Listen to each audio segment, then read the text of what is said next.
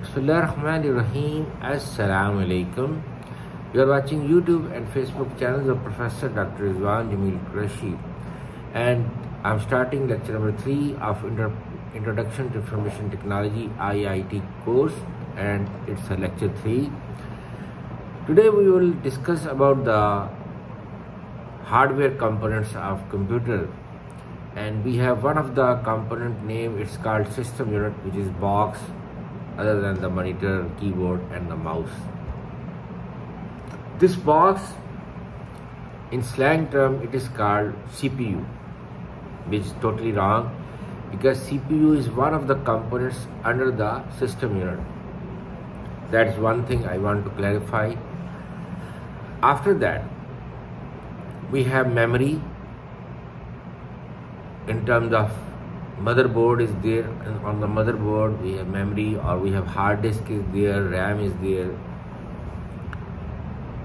CPU, central processing unit, IO devices, input output devices, and buses are there. Let me discuss them one by one.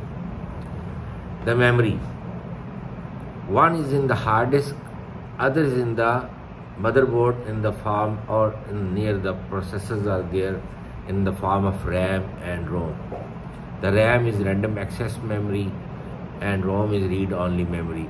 Read-only memory is used to boot the computer. So it contains the operating system. And the RAM, there are two types of RAM, static RAM and dynamic RAM. Static RAM does not need refreshing, whereas dynamic RAM needs refreshing after every few seconds.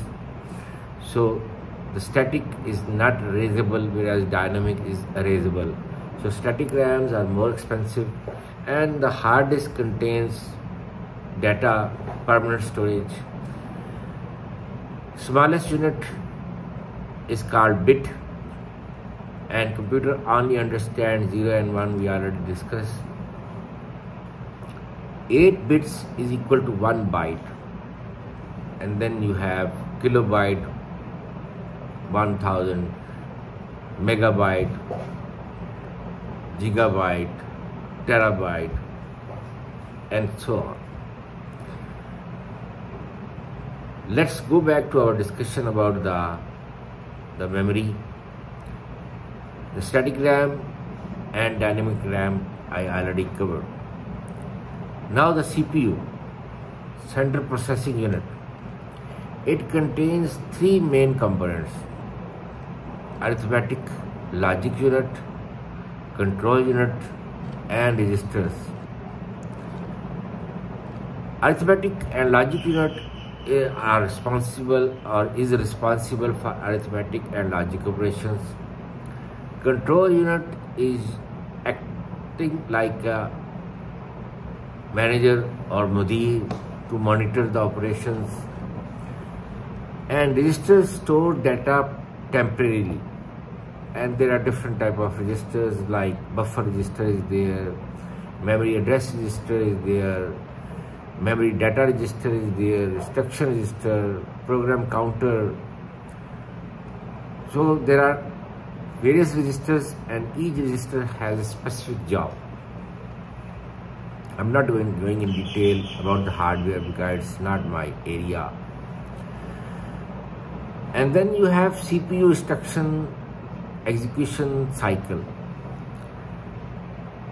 An instruction is fetched from memory into instruction register. Program counter is changed so that it will point to the next instruction. Then estimate the type of instruction just fetched. If there is some data used by the instruction, where is that data? The data is fetched into internal registers. Instruction is executed. The results are stored, and next instruction is executed. That is the cycle of CPU. It's enough for today. Thank you very much. Jazakallah khair. May Allah bless you. Assalamu alaikum. Have a good day.